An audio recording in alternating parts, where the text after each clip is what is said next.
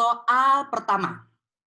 Pada 2 Januari 2018, PT Ekuitas menginvestasikan 660 juta untuk memperoleh 100.000 lembar saham biasa PT Investi.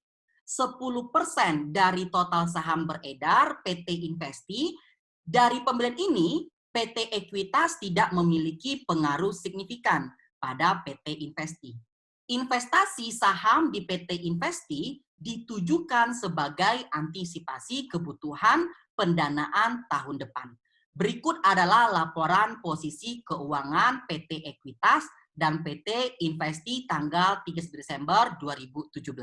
Oke, ini punya si PT Ekuitas atau investor, ini punya si Investi. Pada tahun 2018, PT Investi membagikan total dividen 200 juta dan mengumumkan laba bersih 800 juta. Harga pasar saham PT Investi pada 31 Desember 2018 6.650 lembar ya per lembar. PT Ekuitas mencatat laba kenaikan harga saham pada laba komprehensif lain.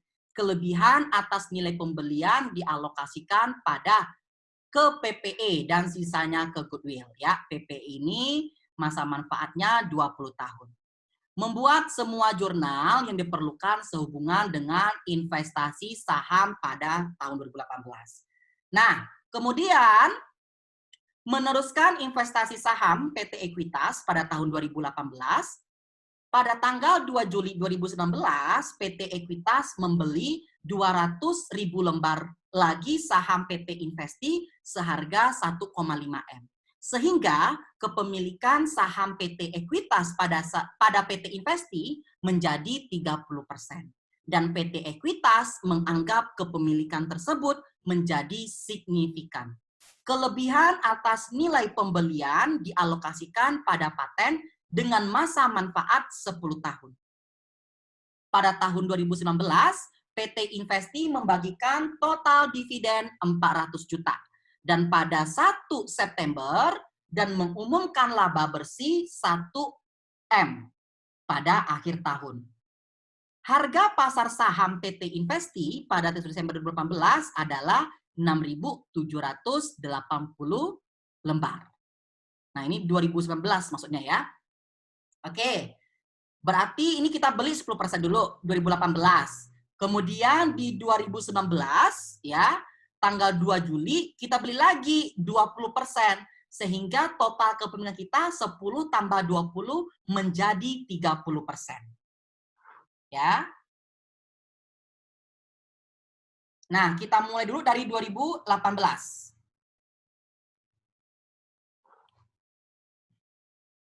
Di sini tahun 2018 ya, boleh. Atau bagian 1.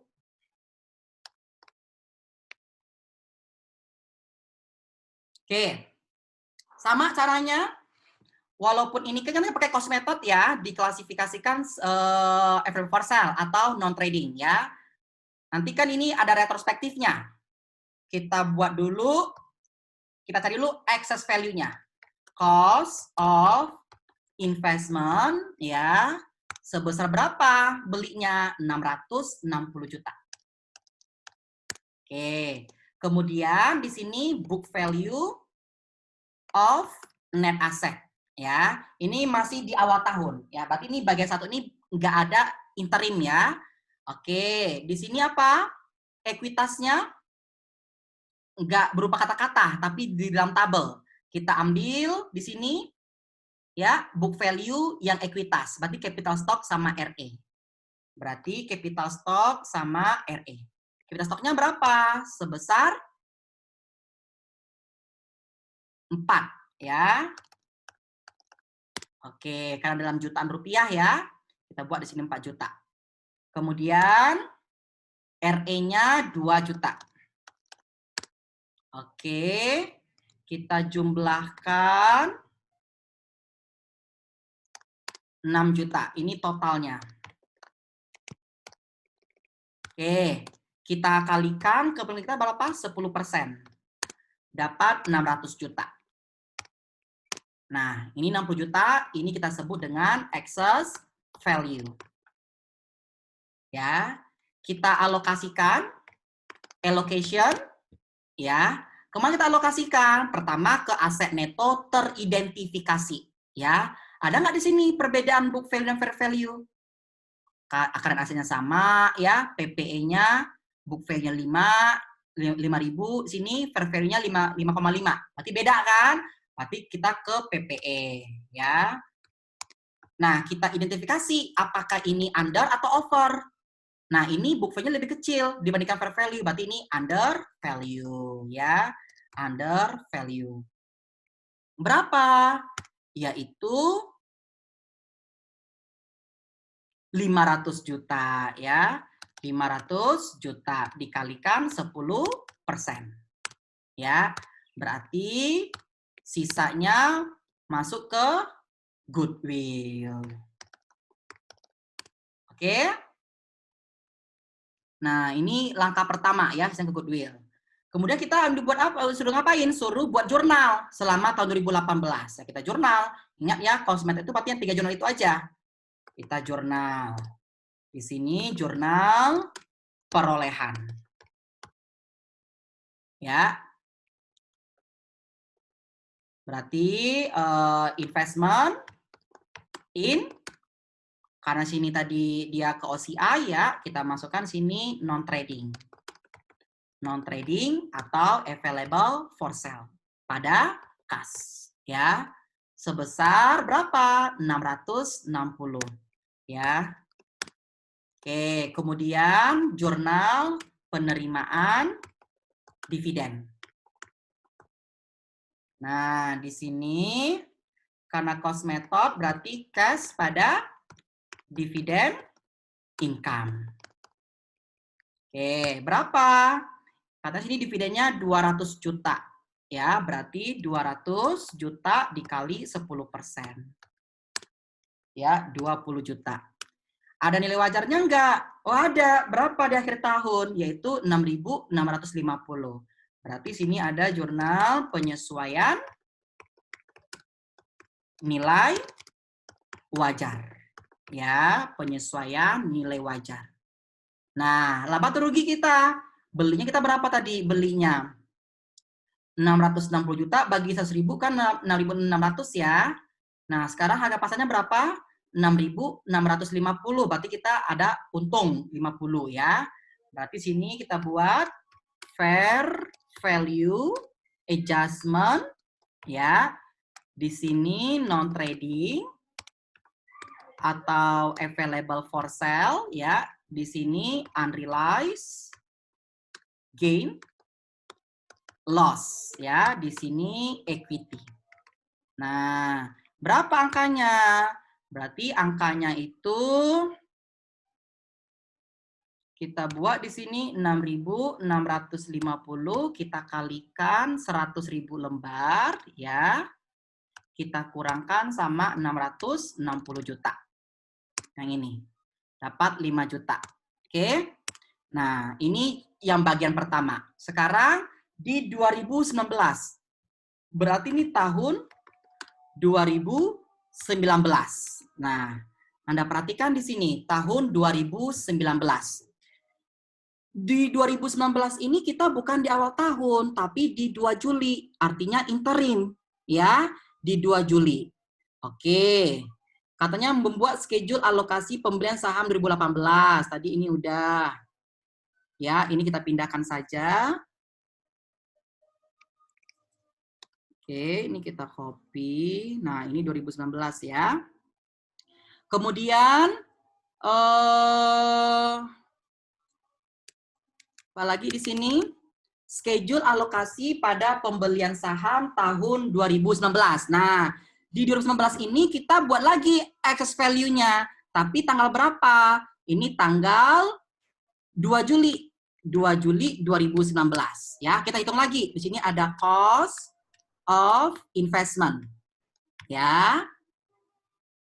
Ini tanggal 2 Juli. Berapa? Kita beli dia sebesar 200.000 lembar dengan harga 1,5 M. Berarti 1,5 M. Nah, itu cost of investment-nya ya. Karena dia interim ya, berarti book value of net asset tertanggal 2 Juli juga. Nah, di sini ada nggak informasi ekuitas tanggal 1 Juli 2019? Nggak ada kan? Berarti ngaruh dari 2018 ini. Ya, kita pakai di sini ekuitas, ya, equity yang tahun 2018. Ya, equity 2018. Ini yang beginning. Berapa beginningnya? Tadi ini dia, 6 juta. Ya kan? Di perubahan modal itu kan modal awal tambah laba dikurangi dividen. Nah, di sini laba berarti net income, ya. Ini net income selama setahun dulu. Berapa net income di sini? 2018. Katanya laba bersihnya 800 juta. Berarti kita buat sini 800 juta. Ya. Kemudian ada dividen selama tahun 2018. Berapa? 200 juta. Berarti mengurangi 200 juta. Ya. Oke, sekarang berapa endingnya? Nah, 6.600.000. Nah, ini equity ya 31 Desember 2018 ya. Oke. Ini tadi equity 1 Desember 1 Januari 2018. Nah, equity akhir 2018 merupakan equity awal kan? Oke, kita butuh equity di tanggal 2 Juli 2019.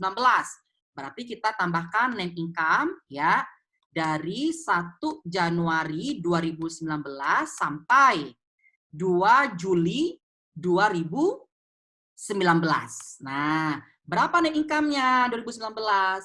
Ternyata net income-nya itu 1 M. Nah, berarti 1 M ya, kita kalikan berapa? 6 bulan dari Januari ke awal Juli ya, berarti 6 bulan. 6 per 12. Oke, 500. Untuk dividennya bagaimana dividennya?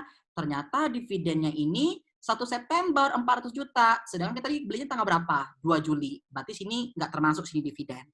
Ya sudah, sekarang kita jumlahkan. Ya, 7.100.000. Nah, inilah book value of net asset per 2 Juli 2019. Tetapi kepemilikan kita berapa dari 7.100.000 ini? Berapa kita beli pada tanggal 2 Juli? Kita belinya berapa? 20%. Ya, kalikan 20%. Ya. Bukan 30% ya, 30% ini gabungan. Ya, ini belinya 10%, ini beli 20%. Oke, sekarang kita selisihkan 80.000 ya. Berarti apa ini? Nah, ini kita sebut dengan excess value. Nah, ya, kita alokasikan. Kemana kita alokasikan? Katanya diminta di sini kemana alokasikannya? Ke paten, ya. Manfaatnya 10 tahun. Berarti sini ke paten. Ya, sini 80. Oke, sekarang bagaimana langkah berikutnya? Nah, berarti kan per tanggal 2 Juli ya, investor sudah memiliki pengaruh signifikan, ya. Berarti kita sudah menggunakan equity method, sedangkan tahun 2018 kita masih menggunakan cost method. Nah, ada namanya penerapan retrospektif, berarti berlaku ke belakang. Oke, sekarang ya kita jurnal tanggal 2 Juli, kita jurnalnya ya. Oke, pertama apa kita jurnal? Kita beli yang 20% ini. Investment in S ya, atau sini investi sini namanya ya, saya ganti S aja. Pada cash. Berapa? Yaitu 1,5 tadi. Nah, sekarang baru kita masuk ke retrospektif ya. Kita sesuaikan yang cost method ini ke equity method. Nah, ini kan jurnal di tahun 2018. Seolah-olah ya kita menggunakan metode equity. Seandainya menggunakan equity method. Nah, ya seandainya menggunakan equity method. Ya, ini kan cost method. Ini seandainya kita menggunakan equity method. Nah, ini retrospektifnya. Retrospektifnya. Oke. Nah, yang ini, ya, ini hanya coretan aja. Hanya coretan. Oke. Waktu kita menggunakan cost method, ya, investment in non-trading atau available for sale pada kas kan. Nah, karena retrospektif, seolah-olah ini kita menggunakan equity method. Nah, kalau menggunakan equity method berarti apa? Nggak ada investment non-trading. Yang ada investment in S atau investee, ya, pada kas. Sebesar berapa? Sebesar 660. Nah, bagaimana jurnal retrospektifnya? Seharusnya debitnya investment in S, bukan investment in non-trading. Berarti harus kita debitkan investment in S. Nah, seharusnya ini nggak ada investment in non-trading. Berarti kalau nggak ada, yang debit menjadi kredit. Nah, di sini dia. Ya, nah di sini berarti angkanya kita ambil di sini. 660. Oke. Sekarang ya yang diterima dividen. Waktu cost method kan cash pada dividend income. Tetapi seharusnya ya atau kita menggunakan equity method. Seandainya kita menggunakan equity method gimana jurnalnya? Debit cash pada investment kan? Investment in S. Sebesar berapa? 20 juta. Nah, ini kita menggunakan equity method ya. Nah, bagaimana retrospektifnya? Seharusnya yang kredit itu investment in S, bukan dividend income. Nah, seharusnya ini dia jurnalnya, kreditnya investment in S. Berarti kalau nggak seharusnya dividend income gimana? Yang kredit jadi debit. Nah, berarti sini dividend income di sini. Nah, tapi ingat, ini kan di 2018, sudah tutup buku kan? Sekarang kita kan di tahun 2019, ya kan? Berlakunya equity kan di 2019 kan? Nah, dividend income ini sudah ditutup ke laporan laba rugi, sudah di RE. Nah, ini kita ganti RE. Nah, bagaimana Pak kalau ini 2018, terus equity juga di 2018? Nah, baru di sini muncul dividend income juga. Nggak perlu digantikan RE, karena belum tutup buku. Ya. Nah, berikutnya, nilai wajar. Kalau kosmetik kan ada penyusun nilai wajar. Tapi kalau equity kan nggak ada. Kita buat no entry kan. Nah, retrospektifnya gimana? Retrospektifnya ya seharusnya nggak ada gitu loh. Ya udah kita balik jurnal ini. Debitnya unrealized, kreditnya fair value adjustment. Karena sudah beda tahun ya, ini 2018, unrealized gain loss equity ini kan masuk ke OCI, masuk ke accumulated OCI. Ya, bagaimana Pak kalau ini dia trading? Berarti dia masuk ke RE. Gitu ya. Nah, kemudian di Cosmeter kan nggak ada jurnal laba ya. Nggak ada laba, nggak ada amortisasi. Benar nggak? Sedangkan kalau kita menggunakan equity method kan ada jurnal laba. Ya. Nah, di sini kita buat perhitungannya. Sini net income. Ya. Berapa net income-nya? Nah, laba 2018 berapa? Ini kan satu tahun kan, karena di awal tahun laba 2018 itu 800 juta. Ya, 800 juta. Ya. Dikalikan berapa? Dikalikan 10%. Nah, dapat 80 juta kan, 80 ribu. Tapi ingat sini ada amortization adjustment. Ya, kita sesuaikan. Berapa itu amortization adjustment-nya? Nah, lihat sini. Di sini ada PPE, ya.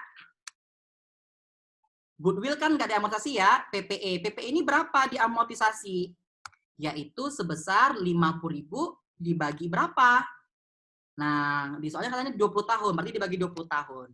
Yaitu sebesar 2.500. Kalau di alokasinya ini positif, berarti ketika amortisasi dia negatif. Ya, kita buat sini negatif. Oke, jadi berapa ini adjusted income-nya atau income from S? Yaitu sebesar 77.500. Ya, kita jurnal. Apa jurnalnya ini seharusnya?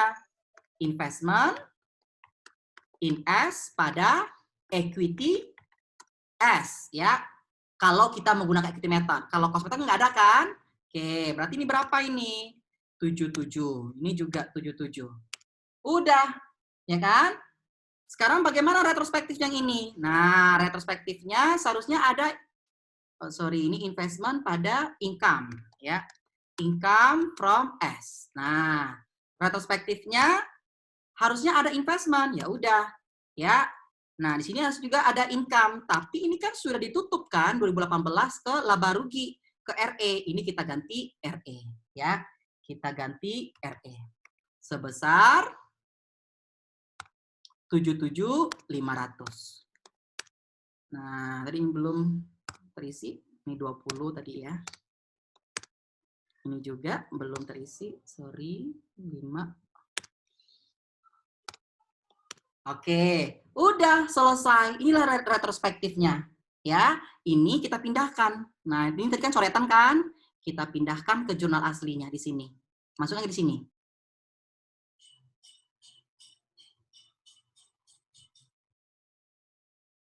Nah, sudah selesai.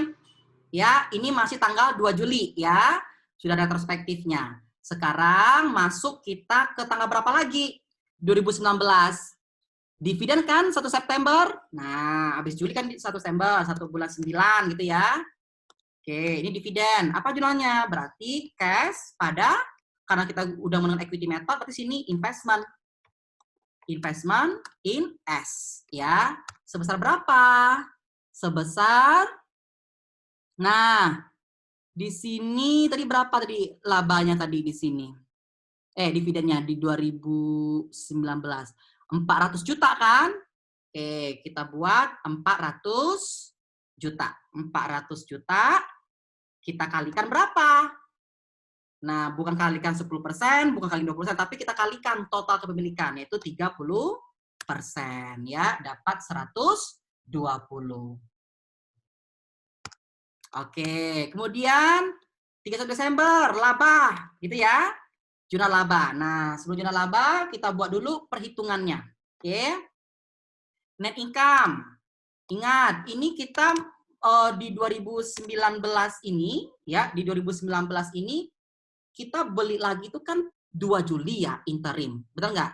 Artinya pada tanggal 2 Juli ini baru kita menggunakan equity method yang 30%. Sedangkan 1 Januari, ya, 1 Januari sampai 2 Juli, ya, itu kan kepemilikan kita masih 10%. Nah, berarti kita ngitungnya 2 kali. Ini net income, ya, net income dari 1 Januari 2019 sampai 2 Juli 2019, ya. Berapa? Nah, tadi labanya berapa di 2019? 1 M, ya kan? 1 M. Dikalikan 6 bulan kan? 6 bulan. Oke, jangan lupa di sini berapa tadi kepemilikan kita? Hanya 10%.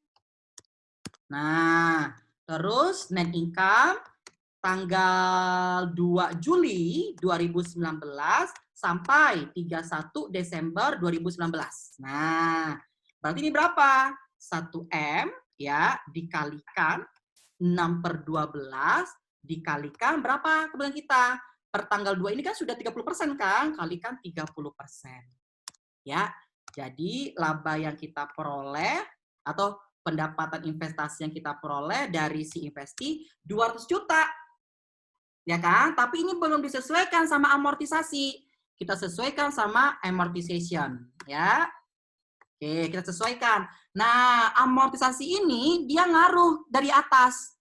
Dari PPE ini dari 2018 ke bawah dia sampai tahun berikutnya. Ya, di 2018 ada PPE. Nah, ini dia. Masukkan sini PPE, ya.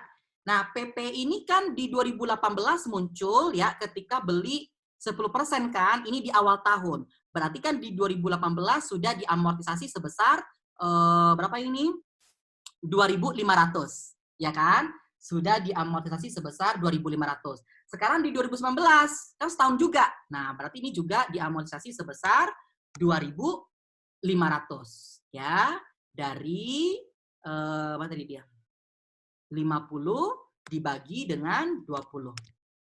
Ya, itu PPE. Kalau apa lagi tuh? Goodwill nggak diamortisasi. Nah, sekarang ini yang 20% kan ada excess value paten kan? Masuknya sini patennya. Paten, ya. Berapa kita amortisasi? Ingat, ini kan interim nih. Ya, munculnya kan interim. 2 Juli kan? Berarti 80.000 ya dibagi dengan berapa tadi umurnya si paten? 10 tahun bagi 10 ya, 8.000. Karena dia interim ya, kita kalikan dia 6/12 ya. Karena tadi ketika dialokasikan positif, berarti ketika diamortisasi dia negatif. Ya. Nah, kita hitung nih. Berarti penyesuaian labanya berapa setelah ada amortisasi? Yaitu bukan 200 lagi, tapi sebesar 193.500 ya. Kita jurnal kalau laba. Investment in S pada income from S ya, sebesar 193 ya. Oke, selesai. Nah, inilah jawabannya kepemilikan bertahap ya. Tadi diminta nomor 1 ini semua jurnal, ini dia nomor 1 ya, bagian 1. Ini bagian 1 udah selesai ya. Ini jurnalnya. Bagian 2 buat schedule. Ini dia nomor 1 lagi, ini dia nomor 2 ya. Pembelian, jurnal pembelian, ini dia nomor 3 ya, pembelian dan retrospektif. Ini dia. Kemudian keempat, jurnal sehubungan dengan investasi saham. Ya udah, berarti dari sini kita mulai. Dari ini ya, tadi ini masih retrospektif. Nah, ini keempat ya. Tapi ini jurnal semuanya. Nah, sekarang coba kita tambahkan soalnya, menghitung saldo investment ya. Menghitung saldo investment. Saldo investasi akhir ya 2019. Nah, berapa? Kita hitung dari sini. Yang cari investment in S yang mana? Investment in S kan muncul di sini kan? Di sini mulainya 1,5 ya, ditambah 660 dikurangi 20 ya, ditambah 77 dikurangi 120 ya, ditambah lagi debit 193. Nah, ketemu 2291. Nah, ini bisa kita cek ya, bisa kita cek. Nah, gimana cara ngeceknya? Setelah kita pelajari minggu lalu ya, berarti sini equity tanggal 31 Desember 2019 ya. Nah, equity Desember 2019 yang mana tadi? Nah, coba kita pakai bantuan tadi ini. Nah, tadi sini ada beginning ya. Beginning-nya itu kan ini. Ini awal, ini akhir. Nah, ini beginning. Oke. Kemudian net income selama 2015 berapa tadi? 1M kan? Nah, ini 1M. Dividennya berapa dividen? Dividen selama tahun 2019 ya. Selama 2019 kan 400 juta. Kita buat sini 400 juta. Berarti minus 400 juta. Oke, kita hitung. 7.200.000. Kita kalikan sama persentase kita sebesar tadi berapa? 10 tambah 20, 30%. Ya, kita kalikan 30%. Dapat 260. Nggak sama. Kenapa nggak sama? Karena ada excess value. Oke, kita samakan. Sini ada unamortized excess value. Ya, oke. Kita lihat di sini nih tadi. Tadi kan ada PPE kan? Kita buat sini PPE. PPE ini bagaimana? Awalnya dialokasikan ya positif ya 50 ya. Sudah diamortisasi 2018 kan 2.500 kita kurangkan. Di 2019 sudah diamortisasi juga 2.500 ya. Jadi 50.000 kurang 2.500 kurang 2.500. Jadi ketemu 45.000. Ini belum diamortisasi. Kemudian di sini ada goodwill. Nah, goodwill kan tidak diamortisasi. Nah, berarti di sini berapa ini goodwill? 10.000. Oke, kemudian ada paten. Paten awalnya berapa ketika dialokasikan? Yaitu 80. Tapi setelah diamortisasi berapa dia? Amortisasi kan 4.000 kan? Kita kurangkan. Berarti dia 76. Kita jumlahkan. Ini yang unamortized. Kita jumlahkan sama modal akhir tadi. Ya, akan ketemu angka 2291 ya. Dan ini harus sama ya dengan investasi kita. Oke. Nah, inilah transaksi kepemilikan bertahap ya. Awalnya 10% kita menggunakan cost method. Kemudian tahun berikutnya kita beri lagi, berubah dari cost menjadi equity ya. Sekarang jadi equity. Nah, ini retrospektifnya. Oke, sekian soal pertama.